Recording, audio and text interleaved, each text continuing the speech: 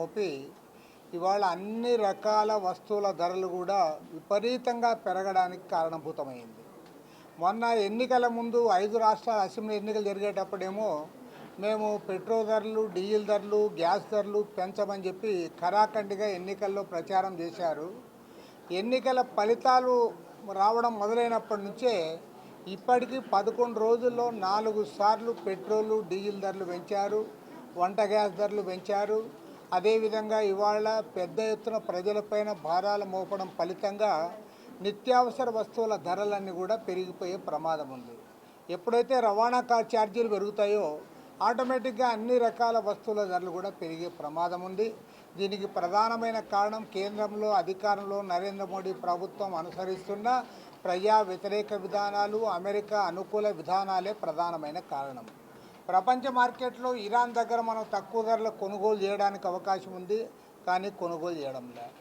ముడి చమురు రష్యా దగ్గర కొనుగోలు చేయడానికి అవకాశం ఉంది, అది చేయడం లేదు.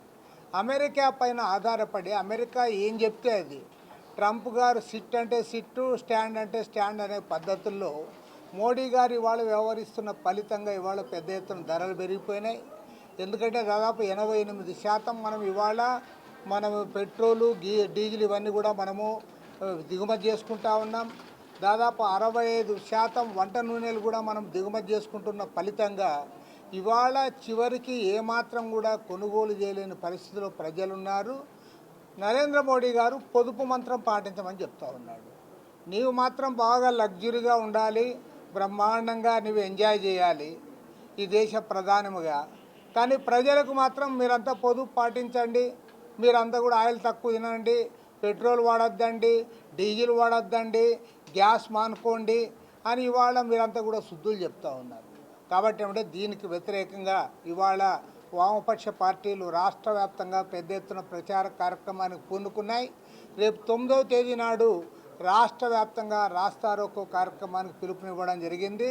ప్రజలందరూ కూడా పెద్ద సంఖ్యలో పాల్గొనాలని కోరుతూ ఉన్నారు. ఎందుకంటే ప్రభుత్వం ఇప్పుడేం ఆపడంలే, ఇంకా పెంచుతూ పోతూ ఉన్నారు. దాదాపు 1 లీటర్కు 30 రూపాయలు పెంచాలని వాళ్ళు ప్రయత్నం చేస్తూ ఉన్నారు. ఆల్రెడీ వంట నూనెలు 1 లీటర్కి 20 రూపాయలు పెరిగిపోయినాయి. కాబట్టి ఏమంటే భవిష్యత్తులో ఇంకా పెంచాలని వాళ్ళు ప్రయత్నం చేస్తూ ఉన్నారు తప్పితే ఏమాత్రం కూడా తగ్గించే పరిస్థితి లేదు. కమర్షియల్ గ్యాసు గతంలో 2014లో 1912 రూపాయలు ఉంటే ఇవాళ 3500 వరకు చేరింది అది. కాబట్టి ప్రతిదీ కూడా నువ్వు పెంచేశావు. ఈరోజు సాధారణ మానవుడు కొని తినలేని పరిస్థితికి దాపురించింది. కాబట్టి ఏమంటే ప్రజానీకం పెద్ద ఎత్తున పాల్గొనాలి, రాస్తారోకో కార్యక్రమాన్ని జయప్రదం చేయాలి, ఈ ప్రభుత్వాన్ని నిలదీయాలి. పైగా కేంద్ర రాష్ట్ర ప్రభుత్వాలు పెద్ద ఎత్తున పన్నులు వేయడం ద్వారా కూడా ఇవాళ 1 లీటర్ పెట్రోలు దాదాపు 117 రూపాయలకు పెరిగింది. మరి ప్రభుత్వాన్ని అడుగుతూ ఉన్నాం, ఈ 12 ఏళ్ల కాలంలో నువ్వు అన్ని రకాలుగా నువ్వు పెంచి ప్రజలపైన భారాలు మోపావు కాబట్టి దానికి వ్యతిరేకంగా ఈ పోరాటం జరుగుతూ ఉంది. ఈ పోరాటానికి ప్రజలందరూ కూడా మద్దతు ఇవ్వాలని చెప్పి కోరుతా ఉన్నాం.